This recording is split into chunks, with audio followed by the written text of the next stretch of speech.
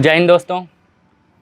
ये जो जगह आप देख रहे हैं ये एक नई जगह है जहाँ आज से हम और आप बात करेंगे, क्योंकि अक्सर आपने देखा है कि हम लोग अक्सर फील्ड में मिलते हैं ग्राउंड रिपोर्टिंग के दौरान, या तो हम न्यूज़ दे रहे हैं स्टूडियो से। लेकिन ये जो देख रहे हैं ये हैंडमेड है, मतलब हाथ से बनाई हुई जगह है। थोड़ा सा डिज़ाइन करने के लिए ये सब रख दिया गया है। बाकी आज से किसी भी मुद्दे पे बात होगी वो इसी जगह होगी। तो आज पहला दिन है, इसलिए शुरुआत करने के लिए कुछ छोटी छोटी पॉइंट ले आऊँ। जिस तरीके से आज किसान आंदोलन को 10 महीने 4 हफ्ते हो गए हैं और मोदी सरकार, भारत सरकार ना ही ये कहने को तैयार है कि हम किसान को उनका हक देंगे, और ना ही किसान ये कहने को तैयार हैं कि हम वापस हो जाएंगे। मैं किसानों का पूरा समर्थन करता हूं और मैं खुद ये चाहता हूं कि किसानों की जीत हो, क्योंकि मैं भी एक किसान हूं। और मैं इस बात को लेके आगे बहुत बात करूंगा आज दूसरी वीडियो में। लेकिन आज ये देखते हैं कि राकेश टिकैत ने क्या कहा है अपने इस बात पे। पहली बात तो ये है कि वे फेयर कंडीशन ये लगा रहे कि किसान आए, बातचीत करें, और कानून चेंज नहीं होंगे, कानून में बदलाव करें, कानून ख़त्म नहीं होंगे, और आन के बातचीत कर ले, धरना ख़त्म कर दे।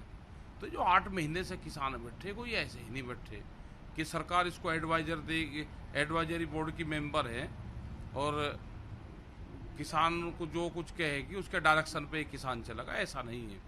सरकार को बातचीत करनी, जो भी होगी वो हाउस के अंदर बात होगी, उनको बात करनी है, बात करें, लेकिन कंडीशन लगा कर बात ना करें। दूसरी चीज़ ये है कि वो कौन सा सिस्टम है कि जिससे मंडी बच जाएगी। जब मंडी के बाहर खरीद होगी, करीब 40 से ज़्यादा मंडी मध्य प्रदेश की, उसमें 0% वहाँ पे खरीद हुई है। वे मंडी मंदी के कागार पे है, पूरी बंद होंगी वे मंडियाँ। इसी तरह से उत्तर प्रदेश की, बिहार पूरा बंद हो चुका है। मतलब कौन सा फार्मूला है कि वहाँ पे खरीद होगी नहीं और मंडी चलती रहेगी? कौन सा फार्मूला है? मंडी कैसे चलती है वो सबको पता है। तो ये पूर्ण रूप से गलत कह रहे। दूसरी तरफ आज सौरव गांगुली का 49वां बर्थडे 7 जुलाई को मनाया गया था, और उनसे मिलने के लिए ममता दीदी यानी मुख्यमंत्री ऑफ वेस्ट बंगाल उनसे मिलने गई थी उनके 49वें बर्थडे पर, और उन्हें भेंट दी उन्हें। और वहीं दूसरी तरफ अगर बात की जाए तो जिस तरीके से उत्तर प्रदेश में चुनाव, ब्लॉक प्रमुखी का जो ब्लॉक चुनाव है वो जिस तरीके से नज़दीक आता जा रहा है, रंजिशें जो है, चुनावी रंजिशें वो और भी ज़्यादा सरगर्मी में हैं। जिस तरीके से पक्ष विपक्ष दोनों एक तरफ, अलग अलग तरफ से जो हो सके वो कर रहे हैं, जितना पॉसिबल है वो कर रहे हैं। गोली चल रही है, नहीं दिक्कत। वो चुनाव जीतने के लिए नहीं लड़ रहे हैं, वो दिखाने के लिए लड़ रहे हैं कि हम जीतेंगे। और जिस तरीके से वो सिर्फ़ और सिर्फ जनता के लिए चुने जाने चाहिए, वो सिर्फ़ और सिर्फ दबंगई के लिए चुने जा रहे हैं। जिस तरीके से सीतापुर में कई राउंड फायरिंग की गई जिसमें 3 घायल हो गए, और इस तरीके से अगर देखा जाए तो पुलिसकर्मी भी वहाँ सिर्फ खड़े नहीं रहे, भागने लगे। लेकिन वहीं दूसरी तरफ बात की जाए, हम जिस तरीके से फिल्मों में सुनते हैं कि किरण बेदी और तमाम इस तरह के जो बहुत ही बेहतर और बहुत ही उम्दा पुलिस वाले थे जिन्होंने अपने देश के लिए जान गंवाई, आज तो इस ज़माने में नहीं कहा जा सकता कि नहीं अभी हैं ऐसे लोग। मैं नहीं कह सकता, हाँ सबको नहीं कह सकता, कुछ तो होंगे, 100% कुछ तो होंगे। जहाँ बुराई है वहाँ 1% तो अच्छाई होगी। ऐसे पुलिस अफसरों की भारत को बहुत ज़रूरत है। दूसरी बात करता हूँ दूसरे मुद्दे को लेकर, और जिस तरीके से आज़मगढ़ ज़िले में वो बीजेपी हारी है, जिस कदर अपना चुनाव, उसको लेते हुए बीजेपी ने ब्लॉक प्रमुखी के जो चुनाव है उसके लिए अपने 4 प्रत्याशी, 4 सीटों पे जो उम्मीदवार हैं उनको नहीं उतार रही है। जिस तरीके से देखा जा सकता है कि विधानसभा चुनाव होने हैं, इसलिए वो किसी भी हालत में ब्लॉक प्रमुख का चुनाव हार कर अपनी किरकिरी नहीं कराना चाहती। और अगली बात की जाए तो आपको याद होगा कि कुछ दिन पहले आरएसएस चीफ मोहन भागवत का एक बयान आया था जिसमें उन्होंने कहा था कि यदि कोई हिंदू कहता है कि मुसलमान यहाँ नहीं रह सकता, यहाँ से उनका तात्पर्य है हिंदुस्तान। यदि कोई हिंदू कहता है कि मुसलमान यहाँ नहीं रह सकता तो वो हिंदू नहीं है। सभी भारतीय का डीएनए एक है, मोहन भागवत, ये उनका बयान था। अब नहले पे दहला दे मारा पूर्व मुख्यमंत्री ऑफ मध्य प्रदेश कह रहे हैं कि अगर हिंदुओं और मुसलमानों का डीएनए एक है तो धर्म परिवर्तन के खिलाफ कानून बनाने का क्या फ़ायदा? दिग्विजय सिंह, पूर्व मुख्यमंत्री मध्य प्रदेश, ये उनका कहना है। मैंने नोट किया हुआ था एक एक लाइन कि क्या कब कब कैसे बोलना था, तो मैंने नोट किया तो आपको बता रहा हूँ यहाँ पे देख के, वरना कुछ लोग कहेंगे बार बार नीचे क्यों देख रहे हो। नहीं, यहाँ पे नोट किया हूँ, सारा कुछ दिखा रहा हूँ। तो नहले पे दहला दे महाराज, ये दिग्विजय सिंह जी ने, अगर जो मोहन भागवत ने कहा है इससे तो मैं पूरा मतलब उसका पूरा 100% मैं भी सहमत हूँ कि ये वाकई सही है। क्योंकि जब हमारी लड़ाई हो रही थी, क्रांतिकारियों की लड़ाई हो रही थी, उस वक्त ये नहीं देखा जा रहा था कि कौन हिंदू है कौन मुसलमान। खून जो बह रहे थे वो नहीं देख रहे थे कि हिंदू का बह रहा है कि मुसलमान का। लोग जो जाने दे रहे थे वो ये नहीं देख रहे थे कि मैं हिंदू के लिए क्यों दूँ, मैं मुसलमान के लिए क्यों दूँ। वो वक्त था जब एक गांधी चरखा चलाता था, मुसलमान कपड़ा पहनता था। वो वक्त था जब हिंदू के घर में रोटी पकती थी, मुसलमान खाना खाने आता था।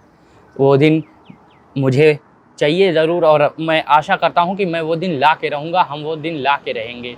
मैं आप सभी साथ दीजिए हमारा, हम 100% वो दिन ला के रहेंगे। और दूसरी बात की जाए अगर अगली बात, तो 7 जुलाई को दिलीप कुमार साहब का उनकी मृत्यु हो गई थी। लेकिन जैसे ना हिंदुस्तान ने एक अपना गर्व खो दिया कि मेरे पास दिलीप कुमार है, आज ये हम नहीं कह सकते।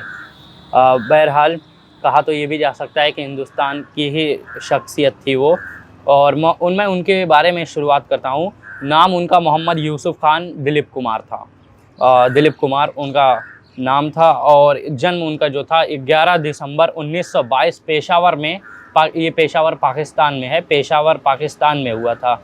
इनके जो कर्म क्षेत्र थे, जो फील्ड थी इनकी, वो थे फिल्म अभिनेता, फिल्म निर्माता, राजनीतिज्ञ। ये 3 जगहों पे इन्होंने काम किया, और राजनीति में कहीं ना कहीं उन्होंने हिस्सा लिया ही था। और उनके जो अन्य नाम थे, जिस तरीके से और लोगों को नाम दे दिए जाते हैं, इनके अन्य नाम थे जो फिल्म इंडस्ट्री में, उनके नाम थे ट्रेजेडी किंग दिलीप साहब। जो मुख्य फिल्में थी इनकी, दाग, आज़ाद, देवदास, नया दौर, मुग़ल-ए-आज़म, लीडर, राम और श्याम, शक्ति आदि। इनमें से तो कुछ मैंने भी देखी है, जैसे मुग़ल-ए-आज़म है, लीडर है, इनमें से तो कुछ मैंने भी देखी हुई है। और बहुत ही बेहतर उम्दा पिक्चर है, जो सिनेमा है उम्दा है। और जिस तरीके से सर को जो पुरस्कार नवाजा गया था, मतलब जो कितने पुरस्कार नवाजे गए उनकी 2-4 लिस्ट में बता दूँ आपको।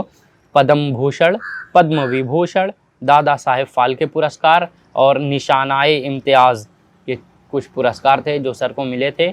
और ये पद्म भूषण और पद्म विभूषण ये दोनों अलग अलग हैं, आप कंफ्यूज ना हों।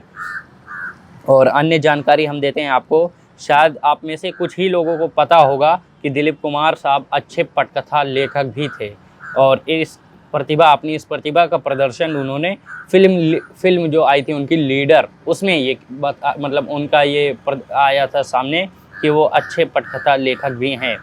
और उनके फिल्म कैरियर की बात की जाए तो वो आई थिंक ज्वार भाटा से उनकी फिल्म, मतलब वो फिल्म इंडस्ट्री में उनकी शुरुआत हुई थी। उनकी पहली हिट फिल्म जो थी वो थी जुगनू। उसके बाद दीदार, देवदास जैसी फिल्म, जो मुख्य फिल्में थी, जो ख़ास फिल्में थी उनकी, उनमें फिल्मों में गंभीर भूमिकाओं के लिए मशहूर होने के कारण उन्हें ट्रेजेडी किंग भी कहा जाता था। और 7 जुलाई मुंबई के एक अस्पताल में 98 साल की उम्र में उन्होंने अपनी आखिरी सांस ली। और आज तो ख़त्म हुआ मसला बातों का, और बहुत ही जल्द मैं आपसे मिलूँगा दूसरे किसी मुद्दे पे। आइंदा जब भी बात होगी कि यही किसी मुद्दे पे होगी। और यदि शोरगुल आपको आया होगा तो कृपया काम चला लें, क्योंकि ये बहुत ही अलग जगह है। और इत्तेफाक की बात कही जाए तो आज मैं आपसे अभी के लिए अलविदा चाहता हूँ, और बहुत ही जल्द किसी नए मुद्दे को लेकर फिर इसी जगह फिर इसी वक्त मिलता हूँ आपसे।